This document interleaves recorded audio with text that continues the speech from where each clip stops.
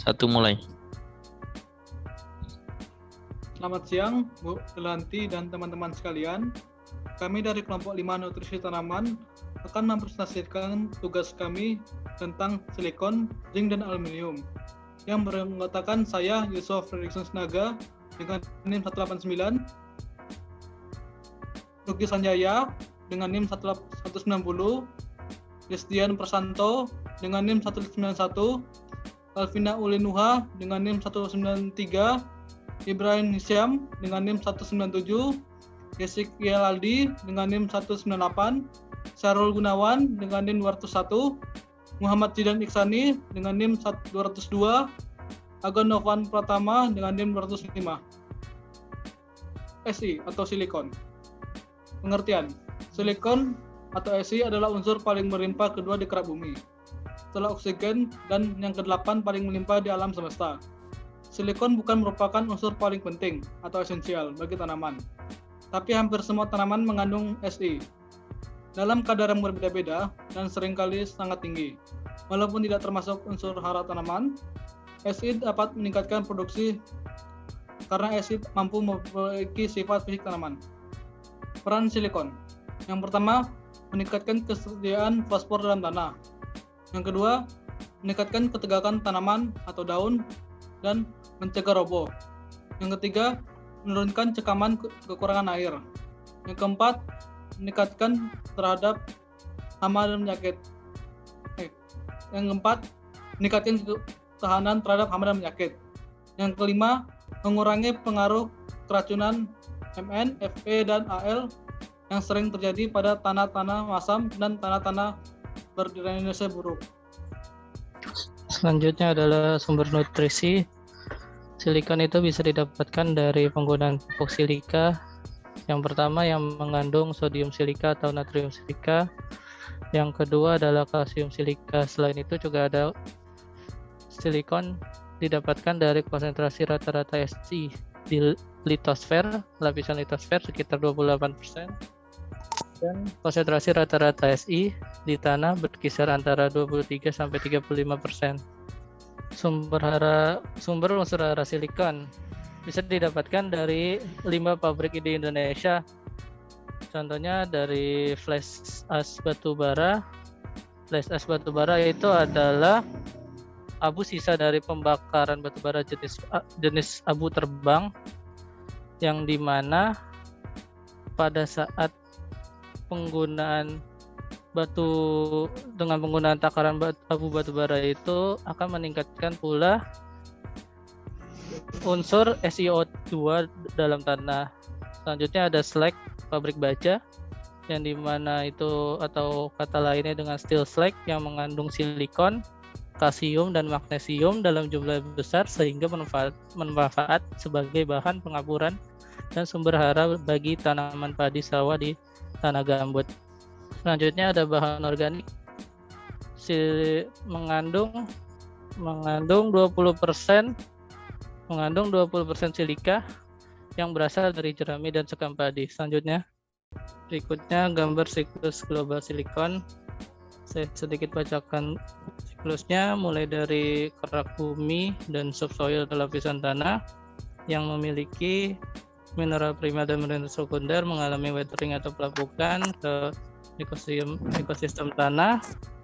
Dari ekosistem tanah menjadi 2 cabang melalui transport eolen atau proses eolen.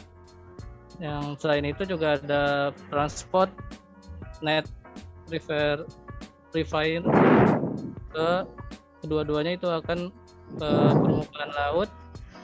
Dari permukaan laut itu akan ke dasar laut, dan dasar laut itu silikonnya akan diproses dalam diatom. Selanjutnya Kali sing ngomong sumpah. Selanjutnya Sorry. Apa bisa ngomong? siklus geokimia diawali dengan terjadinya pelapukan batuan beku yang menyebabkan pelapisan silikon dalam bentuk tanah liat. Selanjutnya silikon akan terlepas melalui sungai ke laut dan terjadi interaksi sebagai silikon terlarut di laut. Dan terakhir silikon terlarut digunakan oleh diatom, kemudian diatom mati dan akan melepaskan kembali silikon. Selanjutnya, reaksi proses pelapukan silikon. Berikut ini ada reaksinya, persamaan reaksi. Dikatakan dari reaksi di atas dapat dikatakan bahwa pelapukan silika merupakan salah satu cara penyerapan karbon dioksida dari atmosfer. Konsumsi karbon dioksida diperoleh 0,2 GTC per tahun digunakan untuk pelapukan silikat. Sekitar 40% dari penyerapan karbon 1,5 sampai 2,8 J per ton C per tahun berkontribusi terhadap pertumbuhan dan sedimen di atom. Selanjutnya, produksi silika biogenik.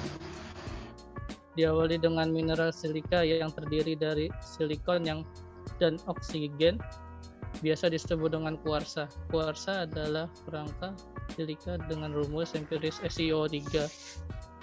Silika juga terjadi dalam bentuk terhidrasi menjadi SiO2 NO2O. Umumnya disebut dengan silika amorf. Bagian keras yang mengandung silika yang ditebalkan oleh plankton. Lagi adalah jenis silika amorf yang disebabkan sebagai silika biogenik atau BSI. BSI diproduksi oleh diatom silicoflagellata dan juga radiolaria yang merupakan protozoa. Remineralisasi dari pelarutan BSI juga disebut sebagai silika terlarut atau DSI. Senyawa silikon terlarut yang dominan di air laut adalah asam mortosilat sekitar 5%. Diasosiasikan silikon terlarut berada di dalam bentuk H3SO4, H3SiO4, dan silikon organik kompleks terlarut tidak terjadi secara alami. Struktur asam silikat menunjukkan geometrik tetrahedral dengan atom silika dipusatkan dan kelompok hidroksil menepati masing-masing dan 4 sudut. Struktur ini mirip dengan mineral silika tetrahedral. Pelapukan mineral silika merupakan sumber utama silika terlarut, dan di atom sendiri adalah organisme uniseluler yang dinding selnya mengandung silika. Hara yang diserap oleh silika. Silika diserap oleh tanaman dalam bentuk monosilikat atau ortanosilikat.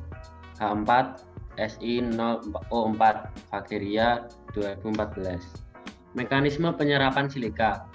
Si dapat diserap oleh akar padi secara aktif melalui transporter. Si yang terdapat di membran sel-sel eksodermis dan endodermis akar, yaitu influx transporter dan selanjutnya oleh efflux transporter. Asam silikat ditranspor menuju stele dan translokasikan ditajuk secara cepat melalui aliran transpirasi. Selanjutnya, Si terdeposisi di dalam jaringan epidermis daun dan sebagai asam monosilikat yang terpolimerasi dan membentuk gel silika. SiO2 armopos terhidrasi dengan molekul air SiO2NH2O. Selain itu, Si dapat berasosiasi dengan pektin dan ion Ca2+, membentuk lapisan tipis membran selulosa dan silika. Mena et al. 2014. Lalu yang kedua, Zn atau bisa disebut zinc atau seng. Zn termasuk salah satu trace metals yang dalam jumlah tertentu merupakan unsur logam yang dibutuhkan oleh organisme hidup sebagai katalis beberapa enzim atau metaloenzim, namun dalam jumlah berlebih dapat menimbulkan racun. Seng adalah logam yang berwarna putih kebiruan yang sangat mudah ditempa. Logamnya yang murni melarut lambat dalam asam maupun basa. Adanya zat-zat pencemar atau kontak dengan platinum atau tembaga yang dihasilkan oleh penambahan beberapa tetes larutan garam dari logam-logam ini dapat mempercepat reaksi. Manfaat zinc. Zinc adalah satu elemen yang dibutuhkan di dalam tanah untuk berbagai jenis tanaman. Walaupun jumlahnya yang tidak banyak, tetapi zinc bisa menjadi faktor pembatas dalam pertumbuhan dan perkembangan tanaman. Manfaat zinc atau Zn adalah mengaktifkan enzim-enzim yang berkaitan dengan metabolisme. Zn berfungsi dalam pembentukan hormon tumbuh atau auksin dan penting bagi keseimbangan fisiologis. Berperan dalam pembentukan hormon IAA, merangsang pertumbuhan dan perkembangan akar. Kemudian sumber nutrisi zinc. Sekitar 60% Zn yang diserap tanaman terdapat dalam jerami.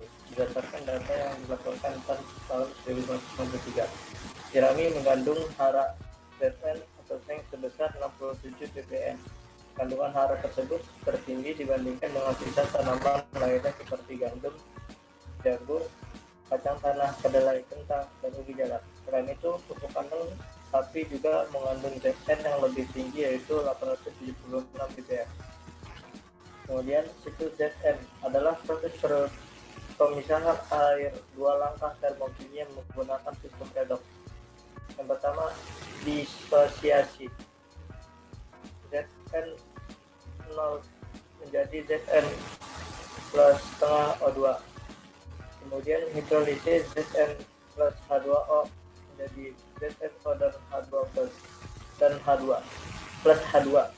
Untuk langkah endotermik pertama digunakan tenaga surya pemusatan, di mana zinc oksida secara termal terdisosiasi pada 1900 derajat Celcius atau 3450 Fahrenheit menjadi zinc dan oksigen. Pada tahap eksotermik non surya kedua, zinc bereaksi pada 427 derajat Celcius atau 801 Fahrenheit dengan air dan menghasilkan hidrogen dan zinc oksida.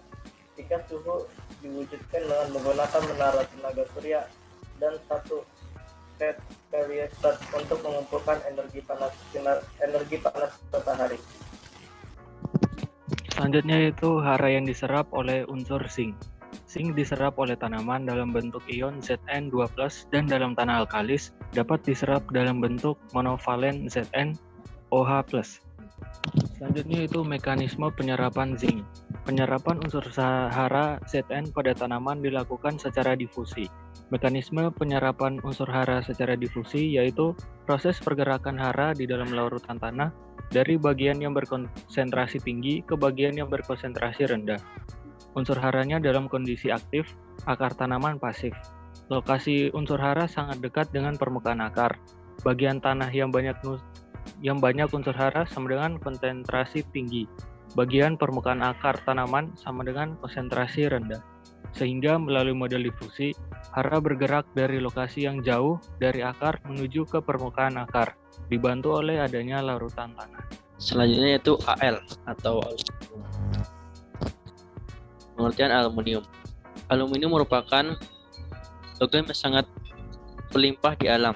Ditemukan di dalam tanah sekitar 8,3%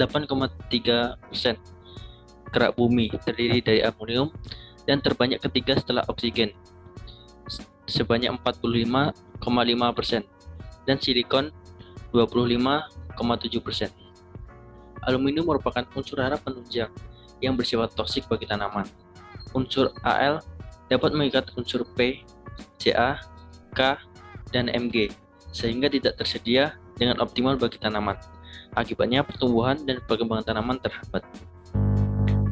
Peran aluminium. Aluminium merupakan unsur hara penunjang yang tidak dibutuhkan tanaman, sebab unsur ini dapat bersifat toksik.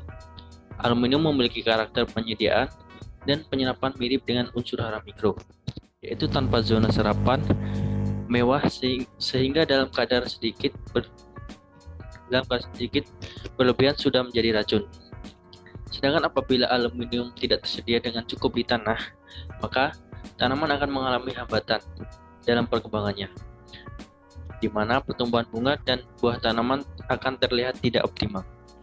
Yang berikutnya ada sumber nutrisi aluminium. Aluminium merupakan logam yang sangat melimpah di alam. ditemukan di dalam tanah. Sekitar 8,3% kerak bumi terdiri dari aluminium. Selain itu, aluminium juga berasal dari zeolit yang merupakan mineral alumunia silikat terhidrat yang tersusun atas tetrahedral alumina atau senyawanya AlO4-5 dan silika SiO4-4. Yang berikutnya ada siklus aluminium. Pengolahan aluminium menjadi aluminium murni dapat dilakukan melalui proses pemurnian dengan metode Bayer. Proses Bayer adalah sarana industri utama bauksit pemurnian untuk menghasilkan aluminia. Bauksit biji paling penting dari aluminium berisi aluminia hanya 30-54%. Al2O3 sisanya menjadi campuran dari silika SiO2, oksida besi Fe2O3 dan titanium dioksida TiO2. Caranya adalah dengan melarutkan bauksit dalam larutan natrium hidroksida atau NaOH. Berikutnya ada siklus aluminium lanjutan. Proses Bayer adalah satu siklus yang melibatkan 4 langkah, yaitu digestion atau pencernaan, clarification atau klarifikasi, lalu precipitation atau pengendapan, dan juga calcination atau kalinasi. Yang pertama adalah digestation. Pada langkah pertama, bauksit adalah tanah, selurit dengan larutan soda caustic atau natrium hidroksida dan dipompa ke tank tekanan besar disebut digester. Dikontrol mengalami panas uap 175 derajat Celcius dan tekanan. Natrium hidroksida bereaksi dengan mineral alumina bauksit untuk membentuk solusi jenuh natrium aluminat. Pengotor tak larut disebut lumpur merah atau RM. Tetap dalam suspensi dan dipisahkan pada langkah klarifikasi. Proses Bayer menurut persamaan kimia adalah AlO2 ditambah 2OH- ditambah 3H2O menjadi 2AlOH4-. Lalu AlO2O3 ditambah 2NaOH ditambah 3H2O menjadi 2NaAlOH4. Yang kedua adalah clarification. Pengotor tak larut yang disebut lumpur merah atau red mud tetap dalam suspensi dan dipisahkan dengan menyaring dari kotoran padat. Selanjutnya didinginkan dengan exchanger panas untuk meningkatkan derajat jenuh dari alumina terlarut dan dipompa menuju tempat yang lebih tinggi, yaitu presipitator silolik untuk proses. Lalu yang ketiga ada precipitation. Aluminium diendapkan dari filtratnya dengan cara mengalirkan gas CO2 dan pengenceran. Untuk reaksi kimianya sendiri, 2NaAlOH3 ditambah CO2 menjadi 2AlOH3 ditambah Na2CO3 ditambah H2O. Campuran dari kotoran padat disebut lumpur merah dan menyajikan masalah pembuangan. Selanjutnya solusi hidroksida didinginkan dan aluminium hidroksida dilarutkan presipitat sebagai putih solid halus. Kemudian ada calcination, kemudian dipanaskan sampai 1050 derajat Celcius. Pada proses dekalnasi, aluminium hidroksida terurai menjadi alumina, memancarkan uap air dalam proses 2AlOH3 menjadi Al2O3 ditambah 3H2O dan dihasilkan aluminium oksida murni atau Al2O3 yang selanjutnya menuju proses peleburan dengan proses Hall-Héroult untuk menghasilkan material aluminium. Hara yang diserap aluminium. Bentuk hara Al saat diserap oleh tanaman tergantung dari kelarutan aluminium sendiri, yang mana dalam kelarutan aluminium dipengaruhi oleh pH tanah. Dalam keadaan yang sangat masam, yaitu pH di bawah 3,5, banyak aluminium menjadi larut dan dijumpai dalam bentuk kation Al13 dan hidroksi aluminium.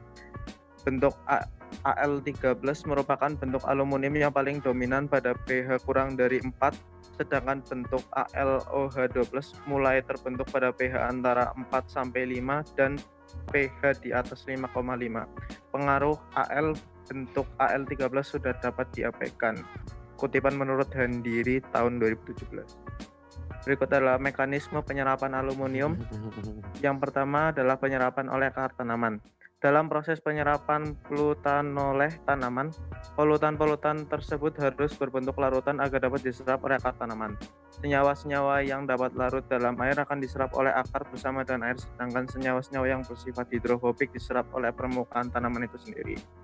Berikutnya adalah translokasi logam dari akar ke bagian tanaman lain. Dalam proses ini, setelah polutan menembus lapisan endodermis, akar tanaman kemudian diteruskan ke bagian atas tanaman melalui jaringan pengangkut, yaitu silam dan floem ke bagian tanaman lainnya. Lalu ada lokalisasi logam pada sel dan jaringan. Dalam proses ini, tanaman berusaha untuk mencegah keracunan logam terhadap selnya dengan menimbun logam di dalam organ tertentu seperti pada akar agar tidak menghambat proses metabolisme tanaman. Kutipan menurut Setenisi dalam Handayani dan kawan-kawan tahun 2013. Ya, sekian dari kami. Apabila ada kesalahan dan tutur kata yang tidak berkenan di hati para audien, kami meminta maaf. Sekian, terima kasih. Wassalamualaikum warahmatullahi wabarakatuh. Mantap.